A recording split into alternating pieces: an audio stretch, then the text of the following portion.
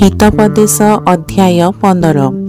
कमल उत्तर क्रोध को दमन करे मात्र कटुवाक्य कप जन्माए। ज्ञानी मानकर जीवा प्रकृत रूपे ज्ञान व्यक्त करे मात्र मूर्ख मानक मुख अज्ञानता उद्गार करे। सदाप्रभुଙ୍କ चक्षु सर्वत्र थाई अधम व उत्तम लोकंकु निरीक्षण करे।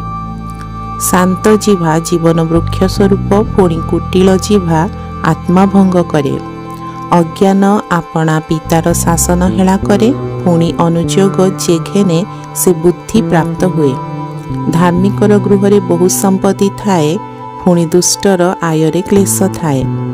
ज्ञानवानर ओष्टाधर विद्या वितरण करे मात्र मूर्खर मन सेपरी करे नाही। दुष्ट मानकर बलिदान सदाप्रभुंक ठारे घृणा विषय अटे मात्र सरल लोकंकर प्रार्थना ताहांकर दृष्टिकर। दुष्टर गति सदाप्रभुंकर घृणा विषय मात्र धार्मिकतार अनुगामी की से प्रेम करती। विपथगामी प्रति दुखदायक शास्ति घटे पुणी जो लोक अनुजोग घृणा करे से मरिब। पाताल और विनाश स्थान सदाप्रभुंक अग्रवर्ती थाए। तेबे मनुष्य संतान गणर अंतकरण की तत्तधिक नुहे। निंदक अनुयोग पाइबाकु भल पाए नहीं से ज्ञानीर निकट को जाए नहीं। आनंदित मन मुख को प्रफुल्ल करे पुणी मनर शोकरे आत्मा भग्न हुए। बुद्धिमान मन ज्ञान खोजे मात्र मूर्ख मानक मुख अज्ञानता आहार करे। दुखी लोकर सबुदिन अमंगल मात्र जे दुष्टचित ताहार नित्य भोज। अशांतियुक्त बहु संपत्ति अपेक्षा सदाप्रभुंक भययुक्त अल्पता भल। हिंसा सहित हुष्टपुष्ट गोमांस भोजठू प्रेम थिबा स्थान रे साकान्न भल। क्रोधी लोक कली जन्माए पुणी कोप करिबाकु धीर लोक विवाद क्षांत करे। अलसर बाट कंटा बाड़ परी मात्र सरलाचारीर पथ राजदांड तुल्य करा जाए। ज्ञानी पुत्र पितार आह्लाद जन्माए मात्र मूर्ख पुत्र अपना माता को तुच्छ करे। निर्बोध प्रति अज्ञानता आनंदजनक मात्र बुद्धिमान लोक अपना गति सरल करे। मंत्रणा अभाव संकल्प विफल हुए मात्र बहुत मंत्री द्वारा ताहा स्थिरीकृत हुए।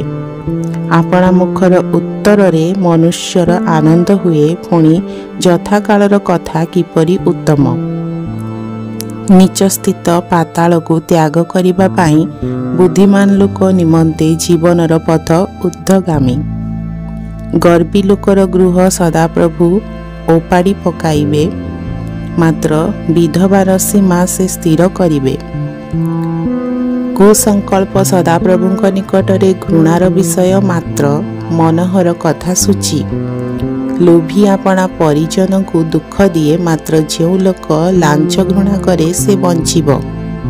धार्मिकर मन विवेचना करी उत्तर दिए मात्र दुष्ट मानक मुख मंद कथा ढाली पकाए। सदाप्रभु दुष्ट मानक ठारू दूरे थांती पुणी धार्मिक मानक प्रार्थना से शुणती। चक्षुर दीप्ति मन को आनंदित करे पुणी उत्तम समाचार हाड़र पुष्टि करे। जो कर्ण जीवनदायक अनुयोग शुणे ताहा ज्ञानी मानक मध्यरे बास करे।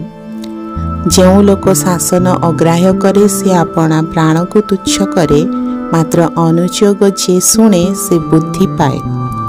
सदाप्रभु विषयक भय ज्ञानजनक उपदेश पुणी नम्रता संभ्रमर सम्मुखरे थाए। प्रभु ए वाक्य रे आपण मानकु आशीर्वाद करंतु।